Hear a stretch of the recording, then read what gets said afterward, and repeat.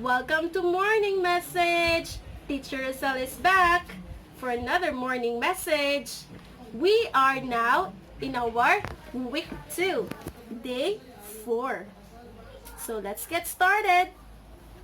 Dear wonderful students, hooray! Today is Monday, May 11, 2020. Yesterday was Sunday, and tomorrow will be Tuesday. The focus of your today's reading is acts of service towards your loved ones. Who are your loved ones?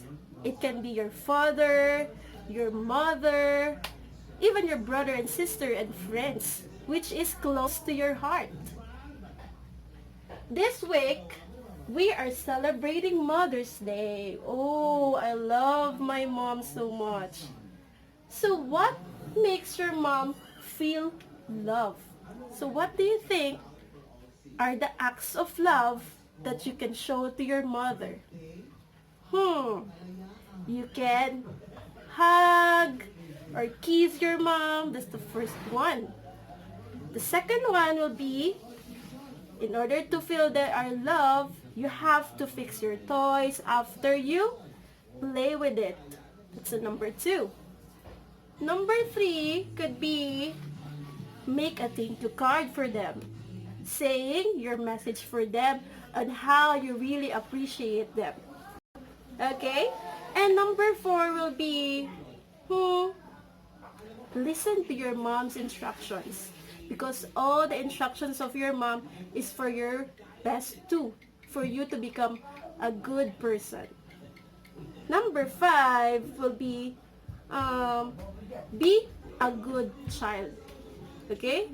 You have to show you love them by being good to them, by following their instruction and finish your food and eating healthy food. That's how you are being good to your mom. And lastly, it could be do your work properly. Okay, do your work nicely, creatively, in order for your mom to make them feel happy and loved. Okay, so I want you to show it to your mom so that they will appreciate it and they feel love.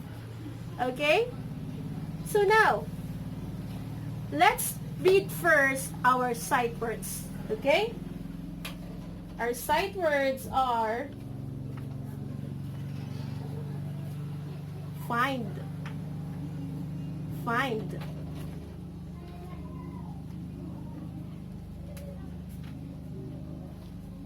next word, make, make,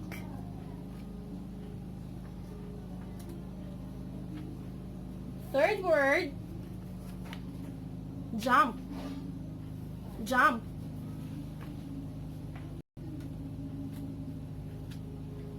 fourth word, funny, funny,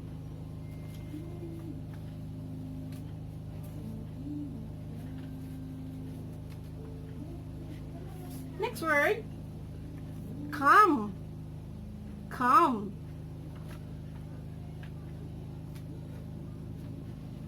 last word, help, help. Alright, we're done with our sight words. So now, let's figure out again these things down here.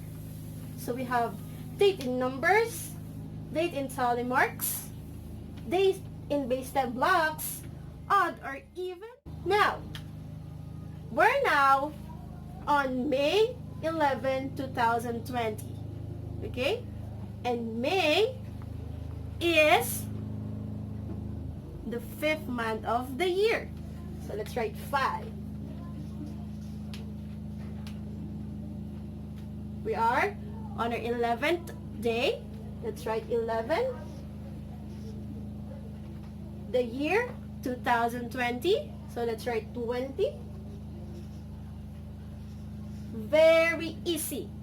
Our date in numbers, 5-11-20. Okay? Now, date in tally marks. Tally marks, I'll always saying this, that tally marks is something to do with the fences, and you write it like a sticks, and you have to count it by fives. So, how many tally marks are we going to make today? That's right.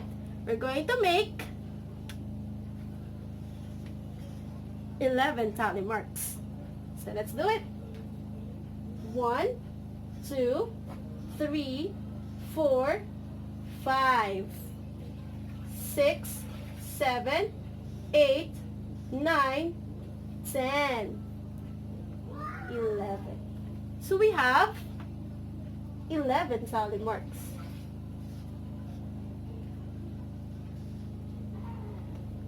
Alright? So next, date in base 10 blocks. Base 10 blocks, I keep on saying this, that base 10 blocks is something to do with the place value. Okay? Those are ones, tens, hundreds, but we're not gonna focus on hundreds. We're just gonna focus on ones and tens. So, date in base 10 blocks, we're just gonna focus again on the 11th day. So, let's write 11 here on my mini board.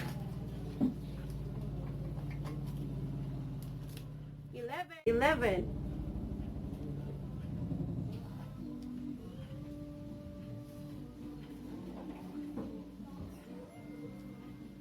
So I have here 11.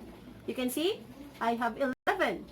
So, what I usually do, in order for me to identify which one is tens, which one is ones, is I'm going to draw an upside down T. So I'm going to draw an upside down T. Very easy, upside down T. So let's figure out which one is ones and which one is tens. So on this side, this is the ones. So we're just gonna write O on the top.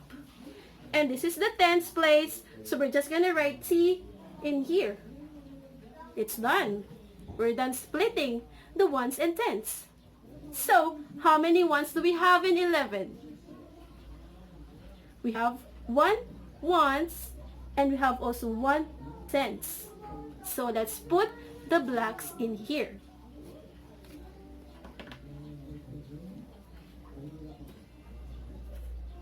So, we have 1 tens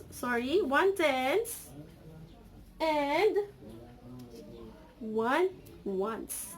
So we have 1 ones and 1 tens.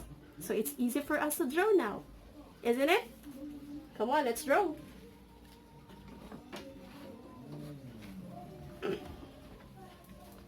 We're just gonna copy what I put here. So we have 1 tens and 1 ones. Very easy. So we have 11.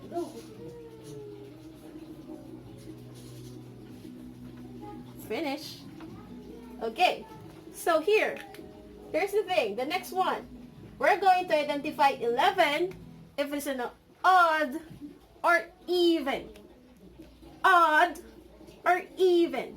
So 11 from our morning message last week, from my video last week, Teacher Rizal said that when you say odd, if the last number or the last digit ends with 1, 3, 5, 7, and 9. And when we say even, if the last digit or the last number ends with 2, 4, 6, 8, 0. Okay? So when we look at here, we're just gonna focus at the last number or the last digit. So what is the last number or last digit in 11? I'm just gonna underline the last digit. Here's the last digit. 1 is the last digit. Basically, 1 is an odd number. So 11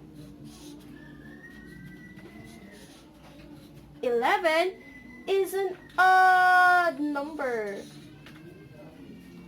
Fantastic! Right? 11 is an odd number. So we're done with our morning message. So, I hope that you learned something from Teacher Rosel and see you for our next morning message. Bye, kids!